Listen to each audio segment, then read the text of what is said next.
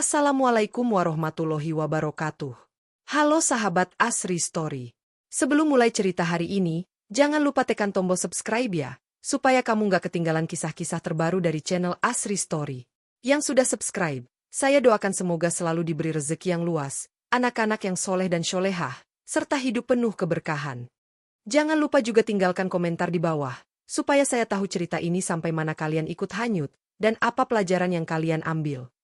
Pernahkah kau pulang dengan hati berdebar, membayangkan pelukan hangat keluarga, tapi yang menyambut justru pengkhianatan paling kejam? Itulah yang kurasakan saat kakiku pertama kali menginjak tanah air setelah bertahun-tahun merantau di Taiwan. Aku membawa koper penuh harapan, mimpi, dan kerinduan. Namun, bayangan bahagia itu sirna begitu cepat ketika tetangga berbisik, "Maya, kamu kuat, ya?" Kata-kata itu menusukku, membuatku bertanya-tanya ada apa sebenarnya. Mengapa senyum mereka terlihat canggung? Ada rahasia apa yang sedang mereka sembunyikan dariku? Namaku Maya, seorang perempuan sederhana dari desa kecil di Jawa Tengah. Sejak 6 tahun lalu, aku memilih bekerja di Taiwan sebagai TKW demi masa depan yang lebih baik. Aku bukan orang kaya, bukan juga perempuan dengan pendidikan tinggi. Tapi aku punya tekad, membangun rumah impian untuk keluargaku dan memberikan kehidupan layak bagi suami yang kucintai.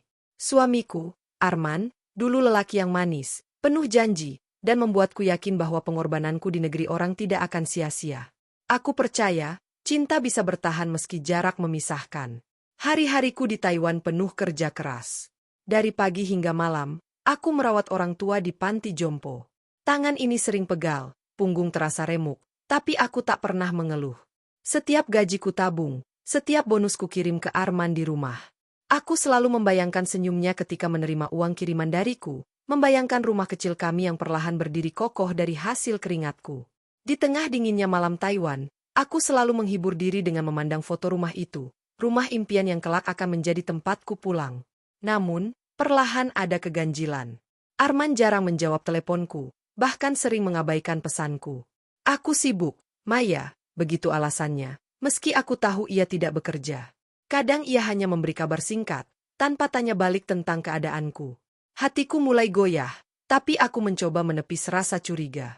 Mungkin dia lelah, mungkin dia butuh ruang, bisikku pada diri sendiri. Namun, ada malam-malam di mana perasaan asing menyelusup, rasa takut kehilangan yang semakin lama semakin nyata. Dan ketakutanku itu terbukti ketika aku akhirnya pulang.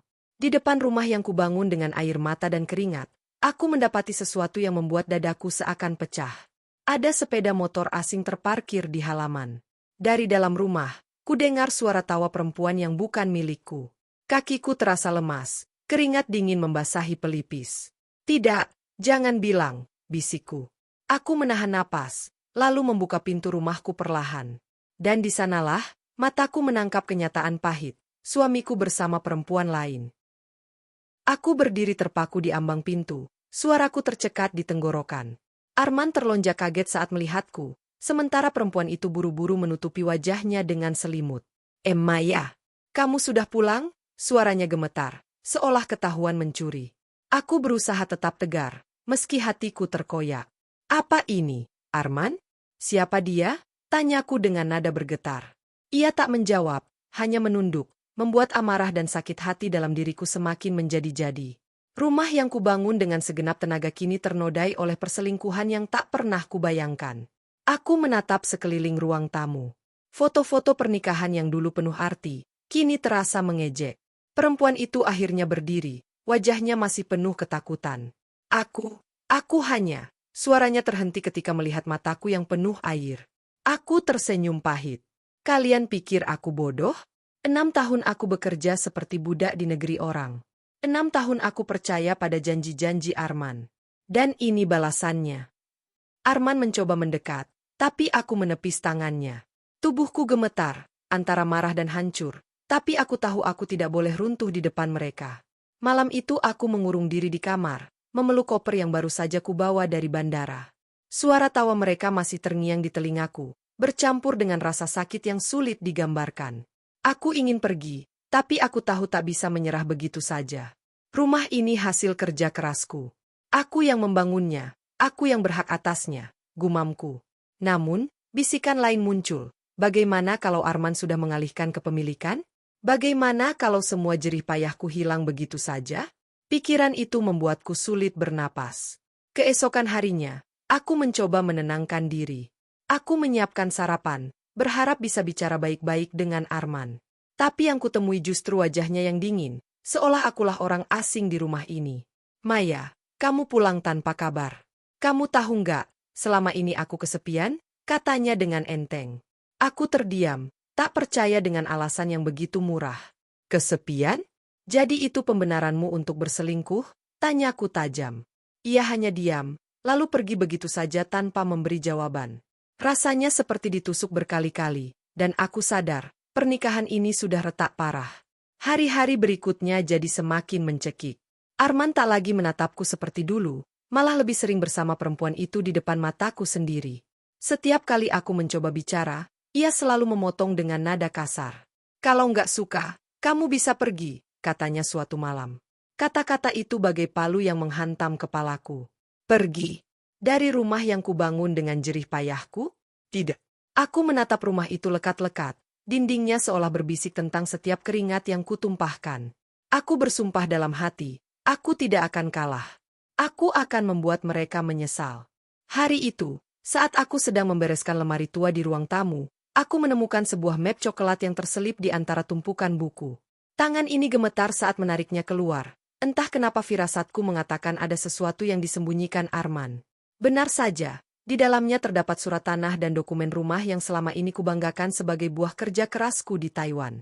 Tapi mataku membelalak ketika melihat nama yang tertera sebagai pemilik. Bukan aku, melainkan Arman. Hatiku tercekat, dadaku seperti dihantam badai. Aku ingat betul setiap transferanku, setiap rupiah yang kukirim dari keringat dan air mata demi membangun rumah ini. Tapi kini, dokumen itu justru menghapus seluruh keberadaanku.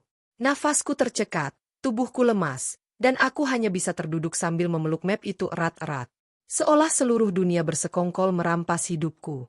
Dan aku tahu, kebohongan Arman jauh lebih besar dari sekadar perselingkuhan.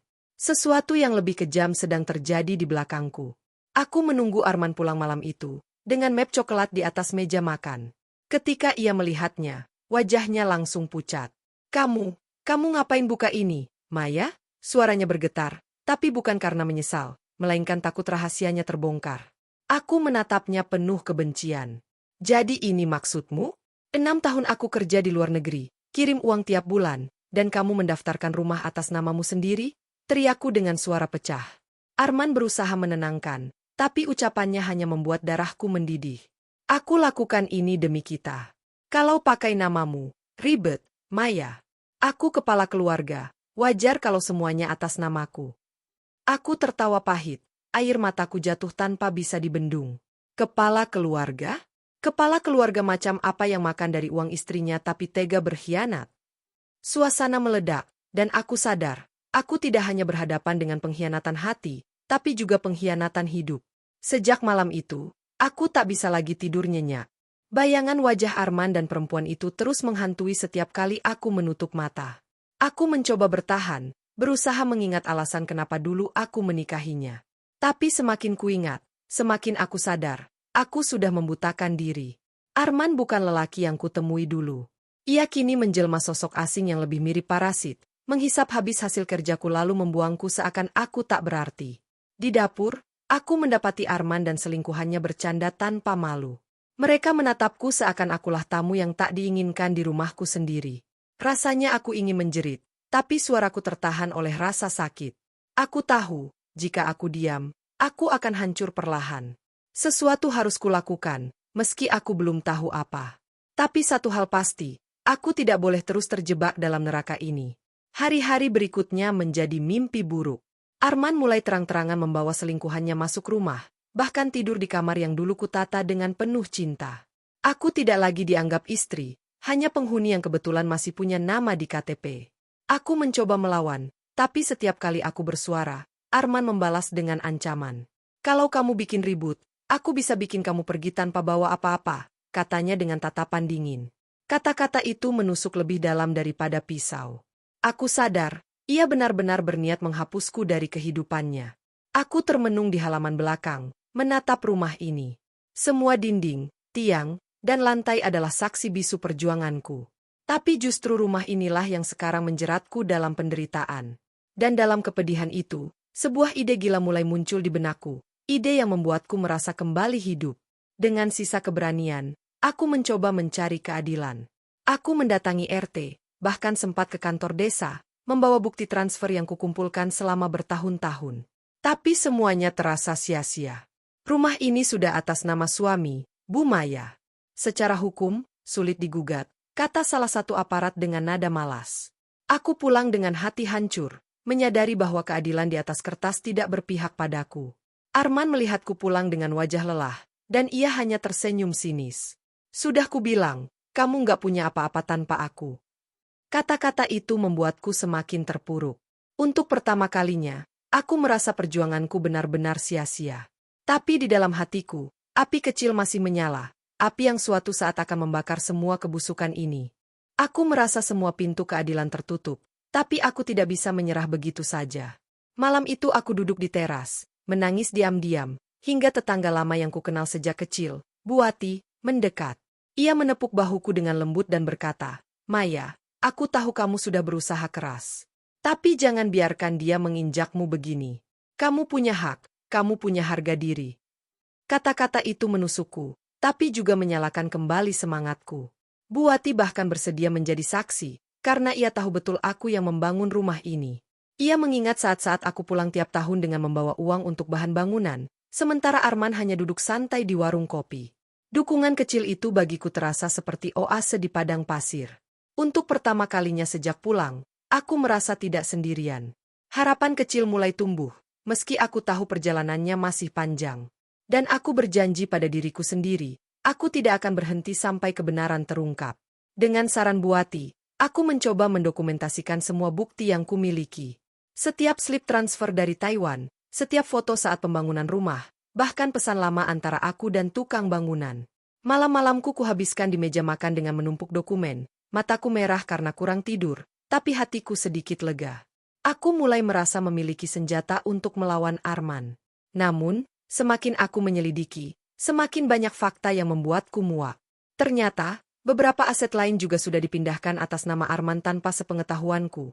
Motor, tanah sawah kecil peninggalan orang tuaku, bahkan tabungan bersama. Tanganku bergetar setiap kali menemukan bukti baru.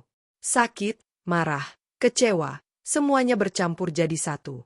Tapi di balik rasa itu, ada dorongan kuat untuk tidak hanya bertahan, tapi juga melawan dengan cara yang tidak pernah terpikirkan sebelumnya. Aku sadar, ini bukan hanya soal cinta, ini soal harga diri yang sudah diinjak-injak. Sampai suatu hari, ketika aku pulang lebih cepat dari pasar, aku mendapati pemandangan yang membuat darahku mendidih. Di ruang tamu, Arman dan perempuan itu duduk bersama seorang pria berbadan kekar, tampak seperti mandor bangunan. Di atas meja, ada tumpukan kertas yang segera mereka sembunyikan saat aku masuk. Aku berpura-pura tidak melihat, tapi telingaku cukup tajam menangkap kata-kata yang keluar dari mulut mereka. Kalau besok sudah deal, kita bisa mulai bongkar. Rumah ini milik kita sekarang. Jantungku seolah berhenti berdetak. Bongkar? Rumah ini? Hasil kerjaku bertahun-tahun di negeri orang? Aku mundur perlahan ke dapur, tangan gemetar, keringat dingin bercucuran. Saat itu aku sadar, ancaman terbesar bukan hanya perselingkuhan Arman, tapi rencana licik yang bisa menghancurkan seluruh jerih payahku. Dan dalam kepanikan itu, aku tahu waktuku untuk bertindak semakin sedikit. Malam itu aku tidak bisa tidur. Kata-kata, mulai bongkar, terus terngiang di kepalaku. Rumah ini bukan sekadar bangunan, melainkan saksi setiap tetes keringatku saat di Taiwan, setiap malam panjang penuh rindu pada kampung halaman. Aku duduk menatap tembok kamar, mencoba menenangkan diri, tapi semakin aku mengingat wajah Arman yang berselingkuh, semakin hatiku membara. Aku tahu, kalau hanya mengandalkan hukum, prosesnya panjang, sedangkan Arman bisa saja menghancurkan rumah kapan saja. Aku butuh langkah cepat, sesuatu yang bisa membuat mereka menyesal. Lalu, ide gila itu muncul, bukan Arman yang menghancurkan rumah ini, tapi aku sendiri. Jika rumah hasil jerih payahku mau dirusak demi pengkhianat, lebih baik aku yang melakukannya. Aku genggam ponselku, mencari nomor penyewaan alat berat. Tangan ini gemetar, tapi juga terasa mantap. Aku tahu, keputusan ini akan mengubah segalanya. Keesokan harinya aku berdiri di halaman rumah dengan jantung berdegup kencang. Matahari baru naik, tapi udara terasa panas membakar. Dari kejauhan suara mesin buldoser menggema, mendekat perlahan, membuatku makin tegang. Arman keluar dari rumah dengan wajah bingung, diikuti selingkuhannya yang tampak ketakutan. "Maya, apa yang kamu lakukan?" Suaranya keras, panik, bercampur marah. Aku menatapnya tajam, tanpa rasa gentar. "Ini rumahku, hasil keringatku. Kalau kamu berniat menghancurkan hidupku, lebih baik aku sendiri yang menghancurkan semuanya."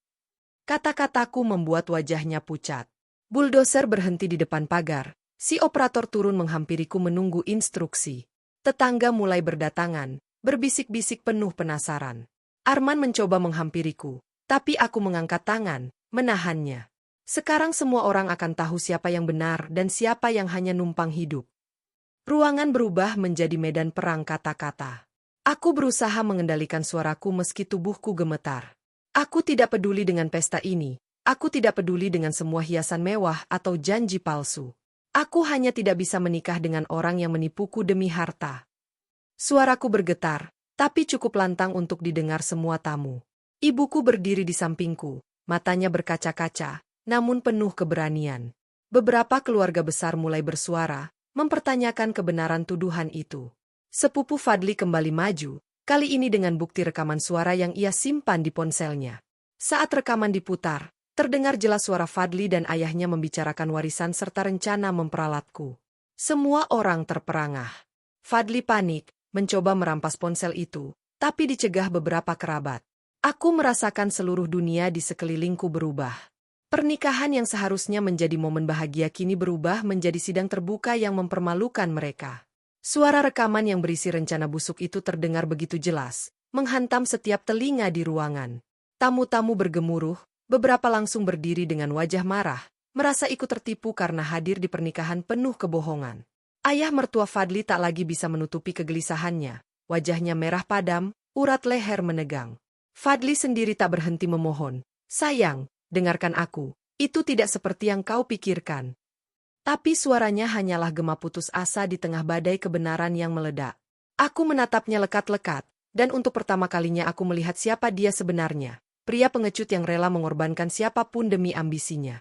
Ibuku menggenggam tanganku erat, seolah berkata, "Kamu sudah menang." Tapi aku tahu ini belum selesai.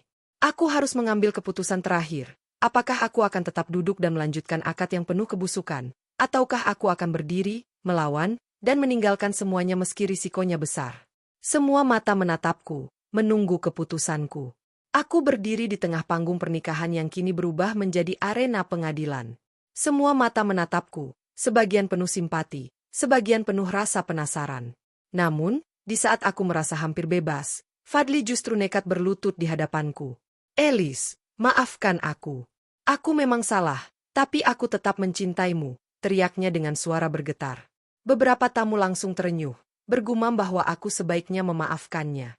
Dadaku sesak, karena situasi ini memojokkanku lagi. Mereka mencoba membalikan keadaan, menjadikan aku yang bersalah bila berani menolak. Ayahnya pun memainkan kartu terakhirnya, pura-pura sakit sambil memegangi dadanya, membuat beberapa orang panik. Aku melihat bagaimana mereka, meski sudah ketahuan, tetap mencoba menjebakku dengan emosi. Dalam sekejap aku merasa lemah lagi. Apa aku cukup kuat melawan drama ini? Apa aku akan dianggap durhaka jika tetap meninggalkan mereka? Semua keraguan menyerangku seperti badai yang tak henti. Saat aku hampir goyah, ibuku maju dengan langkah mantap. Wajahnya tegar, matanya menatap semua orang tanpa gentar. "Cinta sejati tidak perlu diraih dengan kebohongan dan manipulasi," ucapnya lantang. Suaranya bergema, membuat ruangan hening seketika. Lalu, dari sisi tamu, seorang ulama yang kami hormati berdiri. Beliau selama ini diam, tapi kini bersuara, "Anakku, pernikahan itu adalah amanah. Jika dimulai dengan dusta, maka ia hanya akan membawa petaka. Kau berhak menolak." Kata-kata itu jatuh seperti palu sidang, menghancurkan sisa topeng Fadli dan ayahnya. Aku menutup mata, menenangkan nafasku, lalu berdiri tegak. Aku tidak bisa menikahi seseorang yang menipuku. Aku memilih pergi. Suaraku lantang, tanpa ragu.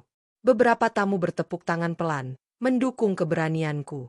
Fadli jatuh terduduk, wajahnya pucat pasi, ayahnya terdiam tak berdaya. Keputusan itu kuambil, dan untuk pertama kalinya, aku merasa benar-benar bebas. Aku melangkah keluar dari gedung pernikahan, gaun putihku terombang-ambing diterpa angin sore. Bukan dengan perasaan kalah, melainkan dengan kebanggaan yang sulit kujelaskan. Semua mata mengikuti langkahku, dan aku tahu sebagian akan bergosip, sebagian akan mengagumi. Tapi yang terpenting, aku menyelamatkan diriku dari penjara pernikahan palsu. Saat tiba di luar, sepupu Fadli mendekat dan berbisik, "Kau lebih kuat dari yang kami kira. Jika kau butuh bantuan, aku siap bersaksi kapanpun."